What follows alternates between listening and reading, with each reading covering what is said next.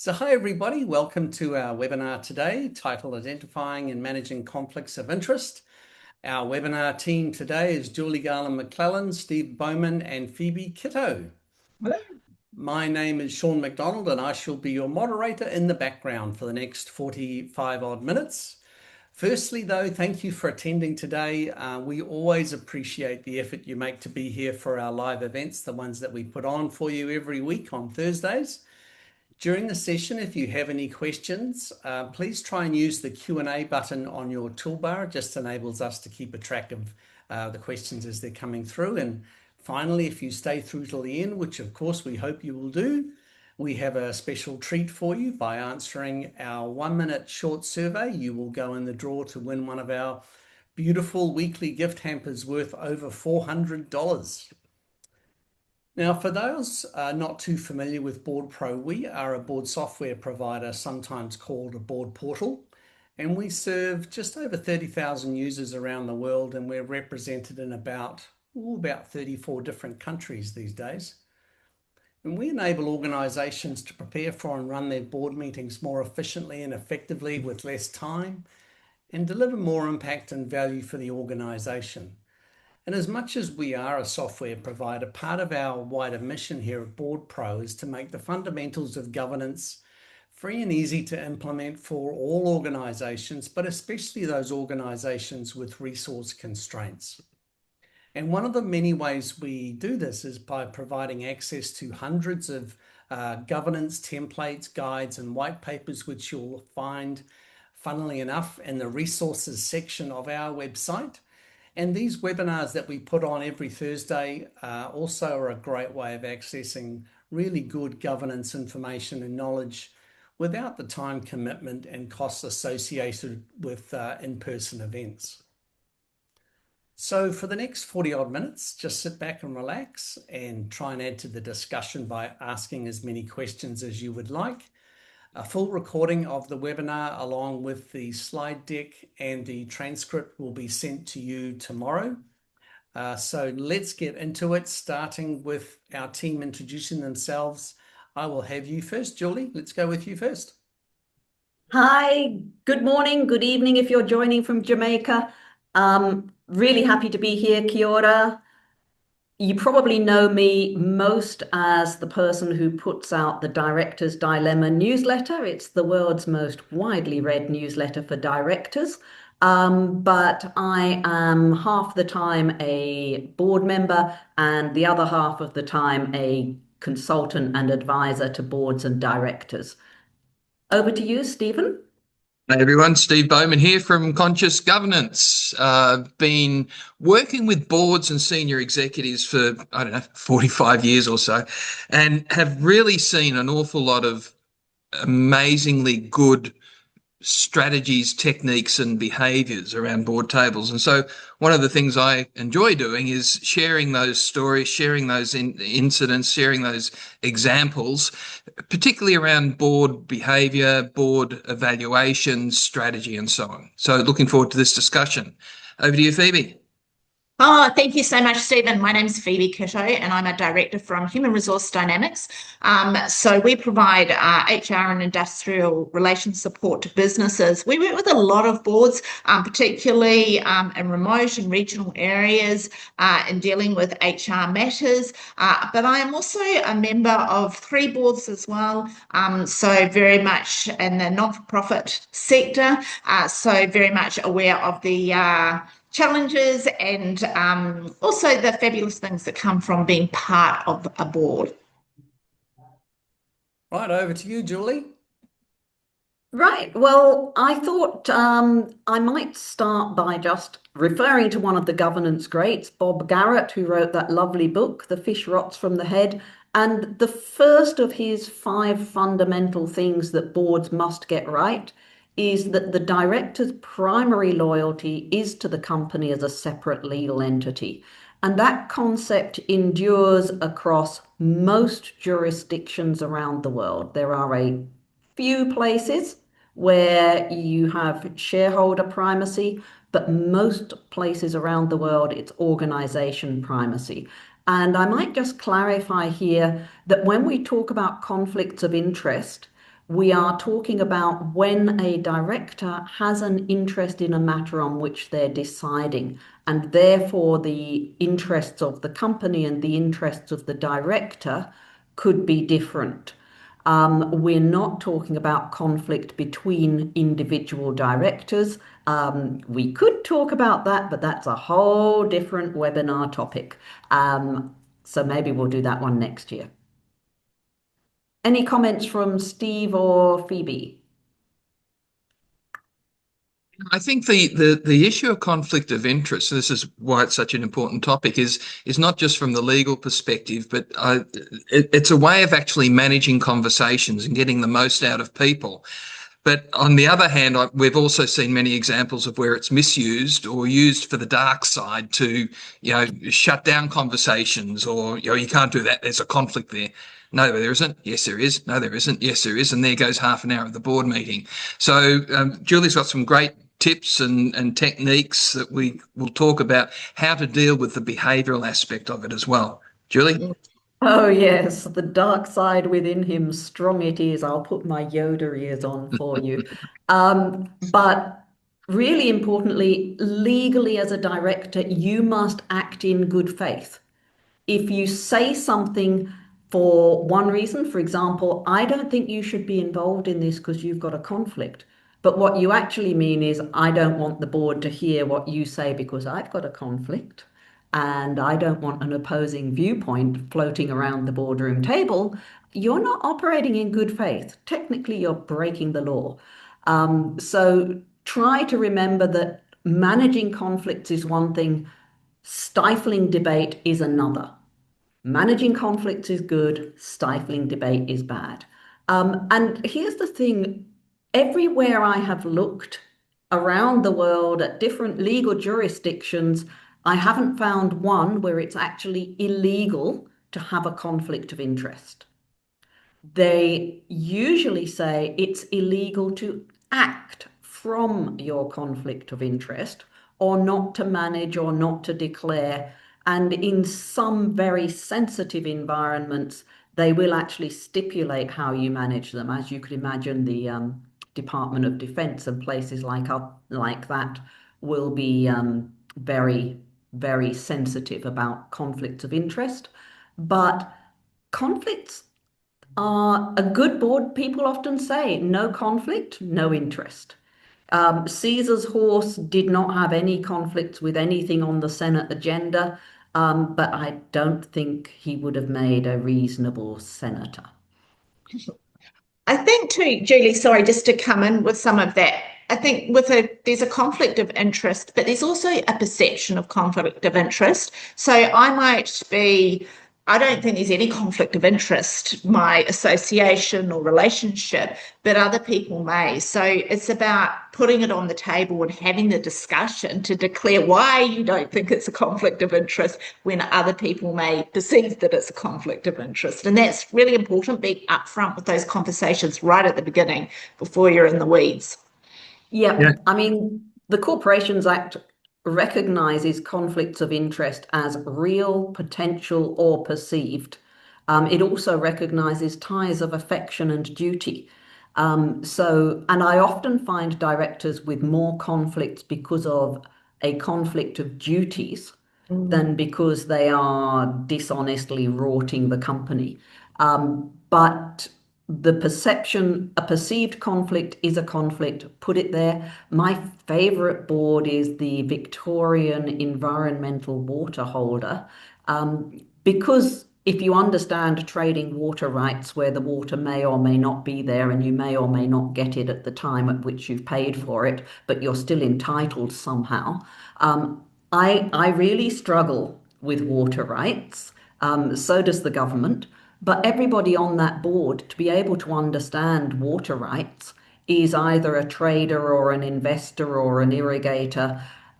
So they have a positive duty in their enabling legislation that every member of the board has a positive duty to raise any conflict, perceived or otherwise, of any other director. And that's a really good way of getting some of those perceptions up there.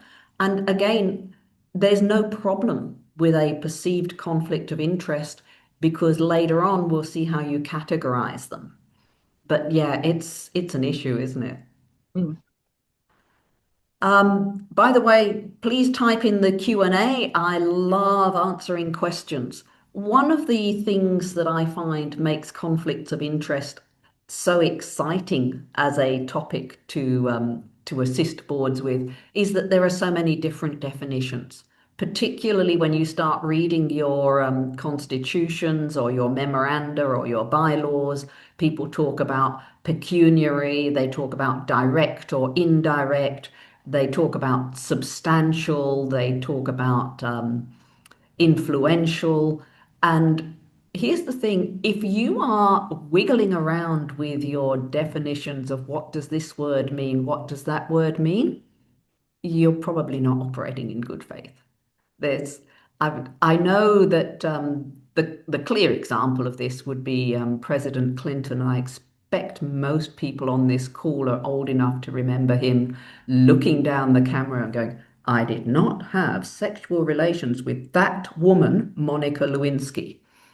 And what they didn't realize was that before that conversation, he had defined what sexual relations were and who that woman was. Because then he was able to claim honestly, without getting impeached, that he had. But that, to me, is, whilst it's technically honest, it's actually dishonest. And you don't want to descend into that.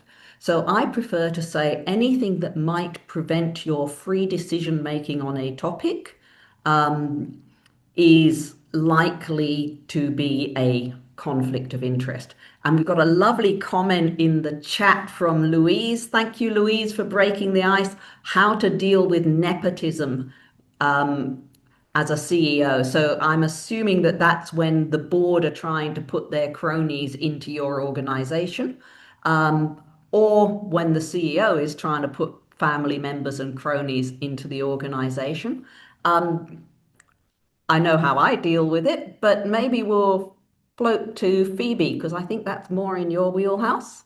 Yeah, look, I think before I moved to Far North Queensland, I was a pretty hard line with nepotism. Like, we just don't go there. Like, if you can not have family members or relations coming into the business and causing the conflict, it is ideal. But I have certainly learned working with small communities and regional areas, that's just not an option, particularly when you're dealing with First Nation corporations, with boards, it is family organisations. So I don't have as much of an issue with nepotism, or with family being involved. Nepotism not implying that there's something wrong with that relationship, with employing or engaging either directors or employees. But you have to have very clear policies around it. There needs to be full transparency, and absolutely there needs to be declarations when it comes to performance management, promotion, entitlements, making decisions. So it's fine to have family members there, but you have to be all over as a board how you're managing that. I think one of the things that I often find, Julie and Phoebe, is that people go straight to the words conflict of interest and automatically assume it's bad. It's not good. One of my biggest bugbears is when you look at agendas, and I'd see thousands and thousands of agendas a year, and you see the heading that says conflict of interest. Or declaration of conflict of interest. And that to me is such a misnomer, because we should be talking about the interests and then decide whether or not there's a conflict. And so when you're looking at, do I have an interest in something that might be real or perceived or potential into the future? Now, I think I might have a conflict, but I want the board's view on this too. And so what often happens is that if you've got on your agenda this heading that says declaration of conflict of interest, sometimes people are not even thinking about it because they're looking at all the negative things. Whereas if you had something that said declaration of interest, I have an interest in this because I sit on this board. Now, board, how do you want to deal with that? That's a much more hygienic way of actually dealing with conflict of interest rather than regarding it as a negative. Julie? Yeah, I agree. An alignment of interest is technically a conflict of interest, even though it's not a conflict, it's an alignment. If you can get your head around that, you'll have no trouble with Alice through the looking glass. But I had a case where I was chairing a board, major shareholder sat on the board, company needed to raise capital, and major shareholder underwrote the capital raising because that allowed him to increase his stake in the company more than the 6% that he's allowed under the creep provisions, but transparently and openly. But it also meant that we could raise capital more quickly, more efficiently, and at a better price, because an underwritten offer is generally perceived as lower risk and therefore better value than a non-underwritten offer. So he had an interest in the offer as well as an interest in the company, but they were aligned and synergistic. And we kicked that poor man out of the boardroom pretty much every meeting so that we could talk about things without him. And then we brought him back in and told him what we'd decided. And then after everything was done and dusted, the share price tripled, which was very nice. And then a shareholder popped up and said, "Oh, you knew that this was going to happen because you were on the board and there was this conflict of interest. And now I want to buy shares at the offer price." And we just wrote back and said, "No, there's this thing called the stock exchange. You can put an offer there to buy shares at any price you want. And good luck getting fulfilled if you put in an offer at 1/3 of the price." But we didn't say that bit in the letter. And then he wrote to the ASX and he wrote to ASIC, and we wrote to them. We said, "Here's our share trading policy. Here's our conflict of interest policy. Here's the decision register with notes that there was a conflict in these decisions. And would you like copies of the minutes for each of those meetings so that you can see that this gentleman was out of the room?" They both wrote back and said, "No, thank you." The ASX actually wished us success, which was very nice of them. But if we hadn't managed that conflict, that could have cost us a fortune in legal fees, or it could have tempted us to do something that was very unfair to other shareholders who'd taken the risk at the time, or to other shareholders who were buying shares at 3 times the price that this one might have got them, which I think is totally unethical. So, Julie, do you recommend that your reasoning is to determine whether it's a conflict of interest or not, or how to manage it, that just goes into the minutes, or do you include a summary of what that is into the register to the side? Like, well, or does it not really matter? Is it up to each board? I would put all interests in the register. I love Stephen's calling them interests. Some of my government boards, you call them what the law says you'll call them, so they're conflicts. But put them in the register, but refer to them in the minutes when you're making decisions, and make sure that the minutes note that in accordance with the policy, this conflict was managed in this manner, which I think is really, really important. Setting up registers is very good business, and there are, of course, a set of registers that you can use on the BoardPro portal. There's a lovely question from Virginia. What about the instance where there's a paid member of the organisation who's also appointed as a special skills director based on the role they have in the organisation? Interested in our views. Who wants to jump for that one?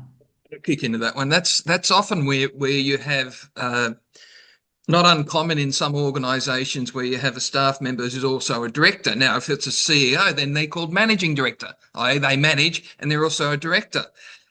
We have one at the moment, a union, where there is the president is also the CEO. Right, this is in Australia. So it's not unusual for that to occur. We just need to work with that person for them to understand how they act as a director is a little bit different than how they act as a staff person, but there's nothing inherently wrong with it. And it's certainly not I wouldn't regard it as a conflict of interest unless you're talking about things such as salary gaps and things that will impact on that person. So it's more understanding that inherently, if you have a staff member who's also a director, it's not unusual. It just needs to be managed differently, and maybe even assign that person a mentor so that if they do start to fall over into the operational side of things, because that's sort of their day job, the mentor can gently bring them back again. Phoebe? Yeah. I think too, just to add on to that, it's just so important that the board understand their policies. And I sometimes find that they're over prescriptive in what they can do and they can't do in the steps in their policies. And so they're making a decision which makes good sense to the situation, but it doesn't align with their policy because they've put too much information or extra steps, or they can't do this in their policy. And that just needs to be tidied up. It's a prickly problem, and Sean behind the scenes is giving us a little nudge with the slides. I think the law itself and the regulations and the bylaws and all of the other things that you are constrained by externally are quite tough. As a board, you need to take responsibility for your own policies. And whilst they must comply with the law and the regulations, don't make it any more difficult than it has to be. I 100%. get very unpopular with remuneration consultants because I always say I like to see the board in exceptional circumstances have discretion to grant additional bonus or to claw back a bonus that's been earned but they feel it's not deserved for some other reason. It's very rarely used, but it's nice to have that power. And the same with conflicts of interest. Actually saying that if there is a discussion about the application of this policy, the policy can be amended because it's the board's policy. If it's in the constitution, now you've got to go to your members and you might even have to have a special vote, a special resolution at an EGM to change it. But your own policies are yours. You've got to make them fit you. Don't push yourselves through purgatory with policies that don't fit. On that note, Julie, just a word of advice to everyone who's listening to this. Pull out your conflict of interest policy, have a look to see who approved it. And I guarantee that 80% of them are approved by the staff. They have to be board policies. They therefore have to be reviewed and signed off by the board because legislation says so. They are one of these things that actually says this is a board responsibility. So you don't have the HR department or you don't have the CEO or the general manager signing off on these things. The board policies have to be cited, reviewed and signed off by the board because then it's very clear who owns what. Julie. Yeah. And the other thing to look for is just make sure that it does cover the board. I see so many that talk about this is what staff should do. And then when you go up into director land, there's no rules. So, yeah, even if you've got one that was written by the staff, just check that it actually is intended to constrain the board. Your power is huge, but it's not limitless. It shouldn't be. Absolute power corrupts. So quite important to think through. In Australia, it is definitely on the director themselves to give the other directors notice of their interest.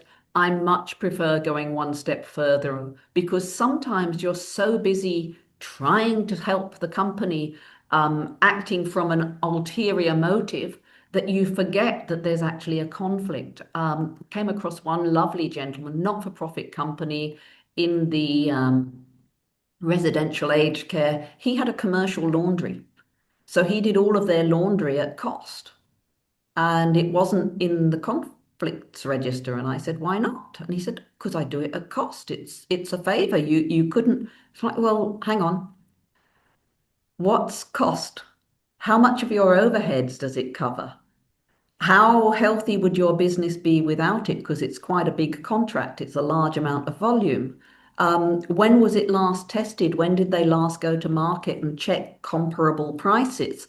Um, there's nothing in the law that says they have to, but it just, if anybody starts pointing fingers or worse still, throwing mud, it's kind of nice to have that sort of thing well and truly documented so that you can turn around on a dime and say, this is all above board. This is how we handled it. Here are the policies. Here are the records that show they were enforced. What do you He's got reckon, a great Phoebe? question there, Oh, have we? Julie. Fabulous. Oh, Would you Peggy. would you recommend a separate conflict of interest policy for the board and one for staff, or cover both in the same document? Okay, my views would be you have one document, but then you cover different things. So, for example, gifts and that's would be a different policy, but it's an operational policy because it doesn't really cover the board as such. But certainly, conflict of interest, I haven't seen too many where they separate staff and board. But when you start to look at what are some of the conflicts that staff could have, well, it's the receiving of gifts, it's a bribery, it's a range of other things. So there are different operational policies you can have for that. Julie? I like to see everybody covered by the same policy. I really like one rule for everybody. For example, gifts. In the recent, well, not that recent, I'm showing my age, time was going fast at my age, but when the casino in Western Australia was under investigation, it turned out that they had bought, I think, a yacht or maybe just a big boat for the gaming regulator, the commissioner of the gaming regulator. Now, I'm assuming that there would not have been enough in the delegations for staff members to buy and give away a yacht without board approval. But again, that thinking through who is friends with whom, why are gifts being given, why are they being received? I always declare if I've received a gift, even if it's as simple as a book or in one memorable case, a piece of HBI, hot briquetted iron. It's very, very swish gift. Richard asks a question there. Why wouldn't the board be covered by gifts as well? They would be, They but should. it's typically an operational policy rather than a board policy. Can I just put on a bit of a practical HR lens too? Like, I think it's one thing to have policies, and I agree, like, less is more. Like, having thousands of policy just confuses everybody. So one policy that covers is really important. However, what you might want to look at, which is really important, is your communication strategy and education to your staff as to what those policies mean. So if you do have quite a comprehensive policy that's got a lot of information that relates to the directors or to the board, it does also include aspects of it to the staff. You might want to pull that out and look at how you do your training and your education to the staff. You also might want to pull out the parts that really do relate to the board and look at how you're doing training and updating, because there's been some really interesting test cases come through this year where organisations have had policies in place, but they haven't stood up because there's no clarity around the training and the communication and the embedding of these into the workplace culture. So that they say, well, you can't rely on that. So I think that's really important to think about that aspect of it as well. Yeah, just because it's on the website doesn't mean it's been communicated. Yeah. And just because you gave them a paper copy and put it in their darling little hands doesn't mean they read it, understood it, and know how to apply it. There is a document which was produced many years ago now by the Audit Office of New South Wales called Gifts, Benefits, or Just Plain Bribes. And the reason I love it is because it's got stories of how mostly property developers have carefully groomed planning approval people within councils with tiny gifts, bigger gifts, bigger gifts, until they've absolutely got them to a point where they're too embarrassed to finally say, oh, hang on, I should declare this, because they've received so much over time.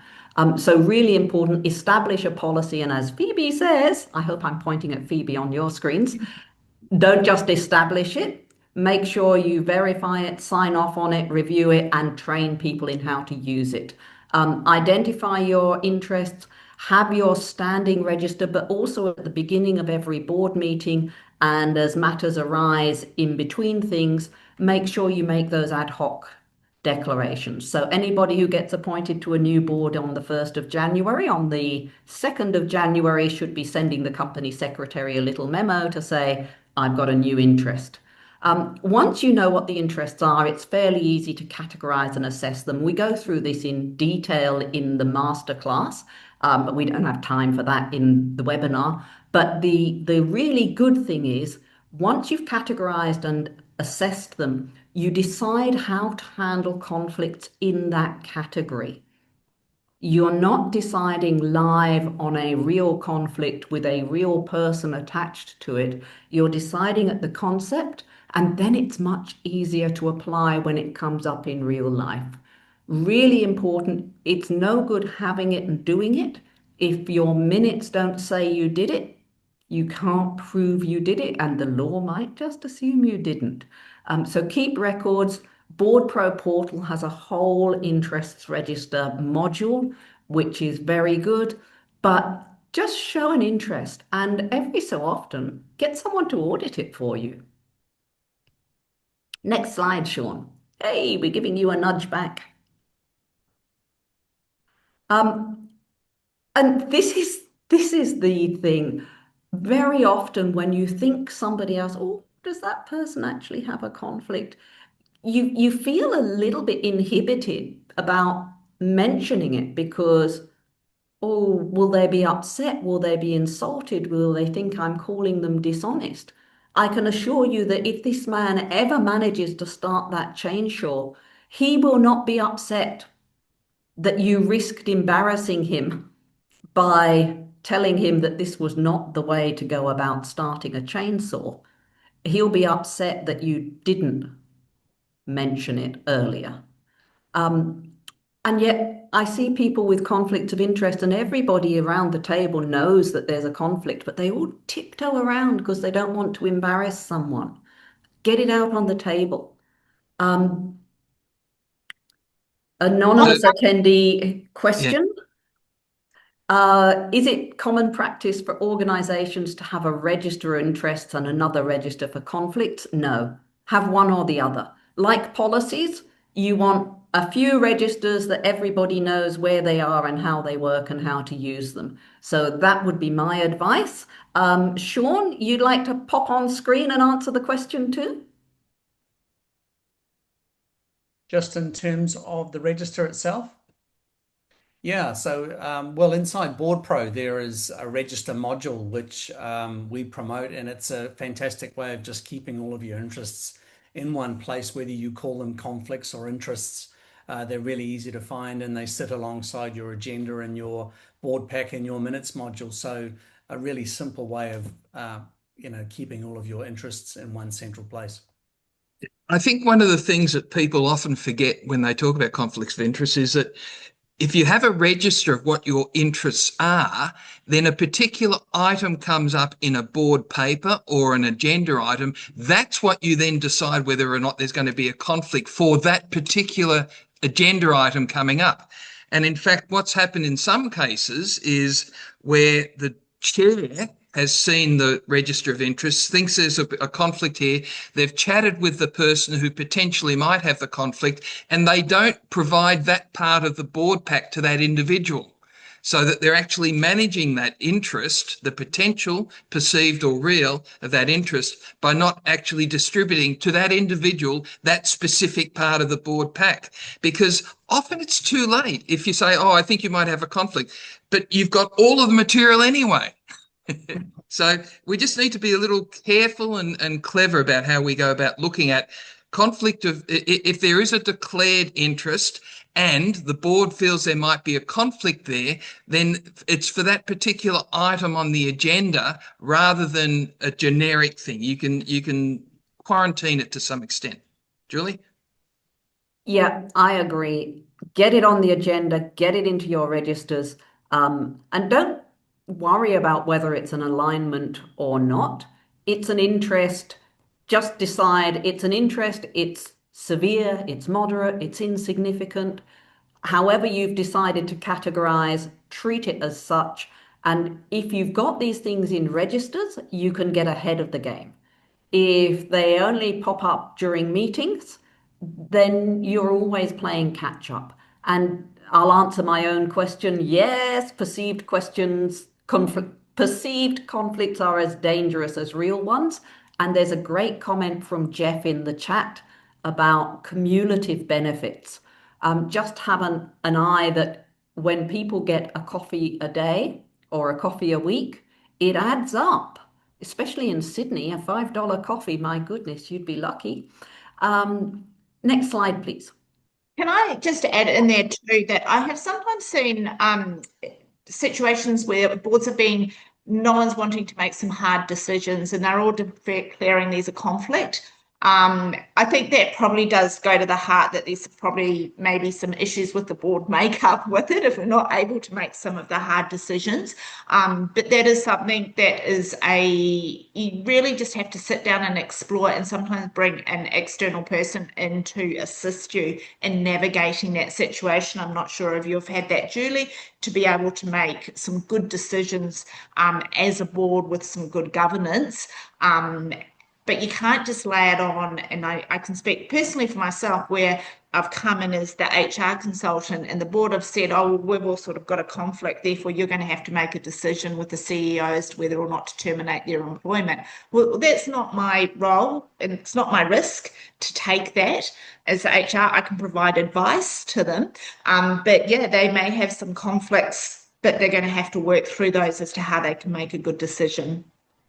Yeah, you cannot be on a board and be a good director if you do not occasionally use courage. If you have no backbone, don't go in the boardroom, would be my short answer. And I've seen a board where everybody had a conflict. They had to approve a grant within a certain amount of time. There's no way that a minister could have appointed new directors. And in the end, what they did was they noted all of the conflicts, noted that they were aware that the board did not have a quorum unless it included the conflicted parties, noted that they'd got external probity advice that the grant had been properly investigated, properly adjudicated, and that it must be passed. And then they made the decision to award the grant. And they let the minister know by email that this is what they had done because, as you say, it was a rural board. They had to give the grant at that time. And this is the thing, directors need to have access to information. They need to participate in discussions. They need to make decisions. That's what they're there for.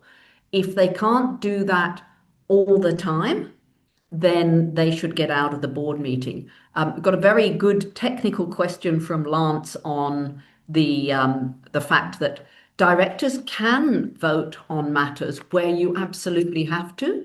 It's just that it's dangerous. The ASX will unwind transactions.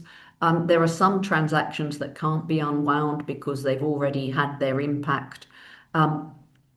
It's best if you can exclude directors like that from the matter because the rest of the board is in danger when you start making and allowing conflicted decisions to be made.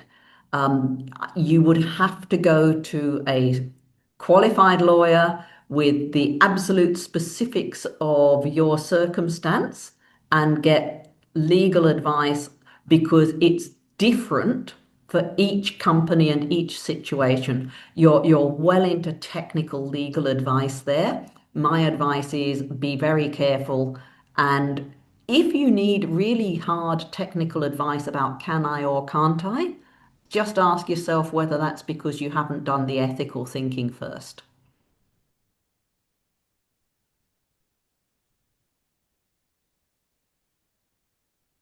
Make sense? Conclusion, because, as always, we're running out of time. don't worry about being embarrassed. Conflicts of interest are a normal part of board business. It's no worse than a director who sneezes. It's going to happen at some stage. It doesn't matter if it's real, perceived, potential, monetary, emotional. An interest is an interest. And the important thing is that you prove that you thought about it, that you identified it, and that you ethically managed it. And every single director can make a difference. You don't have to be the chair, you don't have to be the managing director. If you have courage, you can make a difference. There's an interesting question here from Kerry Ann. Says, if the chair thinks there's a conflict of interest from another board member because they're on another sporting board, the sporting bodies, that are in direct competition for land uses, can the board members still participate in discussions without voting? Now, the issue there is it's the board's choice how to deal with that conflict.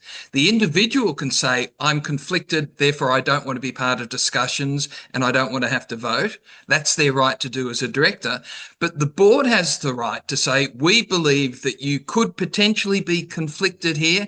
So we are saying do not participate in discussions and don't vote, or participate in the discussion but don't vote. It's the board's decision, not the individual's. So back to you, Julie. Yep, really, really good answer. Totally agree. As a board, it's up to you to decide. Final question from an anonymous. Oh, sorry, Phoebe. And that again comes back to, you don't want a policy to say they have to be excluded because there's a conflict of interest, because you may want them to be excluded. We just don't know that there is a conflict and we're taking that into account. Sorry, Julie. Yeah, whole board discuss, whole board decide. And you're there because in theory, you've got good judgment and common sense. If only common sense was common, we wouldn't need webinars. However, good question from an anonymous attendee, interested to hear how other boards handle director remuneration discussions. Obviously, everyone in the room is conflicted. There is actually a little wrinkle in the legislation that says where everybody has the interest as a result of their position on the board or as members of the organisation, then they are entitled to simply declare and make the decision. So if you've all got a decision, an interest because you all want to get paid, then you are entitled to have those discussions and make the best decision you can. I think this comes back to the PUD test too, doesn't it? You've got to be able to say, this is how we made the decision as to what we were going to do, on what basis with it. Would it pass the PUD test around the process that you went through with it? So, yep. And a final question, when the board chair becomes the CEO, how do you handle the conflicts of interest? Easiest way, have another chair. And I know people lose CEOs and somebody has to step in and run the organization. And I have had an executive chair in a sporting board do an excellent job whilst we went through the process of recruiting. But just make sure that you document and manage every conflict as it arises, or better yet, as you think about it before it arises. Thanks, Julie. Right on time. Fantastic. I don't think we have any other questions, do we? No, Sarah said thank you. Oh, you're so welcome. You might have noticed I enjoy this. So please feel free to connect with our presenters, everybody, on LinkedIn. I'm sure they'll look forward to your connection. And if you'd like to be put in touch with any of them, any of our panelists, I should say, Julie, Stephen, or Phoebe, please indicate your interests on the survey at the end of the webinar as you exit. We have some great webinars coming up over the next few weeks. One I would like to draw your attention to is on the 29th of January. From dozens and dozens of requests, we have a special webinar we are running with Julie McLellan on how to be a great board chair. So I'd highly recommend. This is actually from a masterclass that is a very successful masterclass that we've run over the last 18 months with Giselle. So I highly recommend that webinar to you. So you'll receive an email from me tomorrow, which will include a recording of the video today, which is the webinar video, obviously. It'll include the presentation slides and a transcript. So as you leave the webinar, please don't forget to complete the 1-minute survey, and you'll go in the draw for our beautiful gift hamper. Thank you again for attending, everybody. I hope you enjoyed the session today. Thank you, Julie, Stephen, and Phoebe, for your great conversation. I really enjoyed it today. Thank you. Look forward to seeing you all at our next webinar, everybody. Have a great day.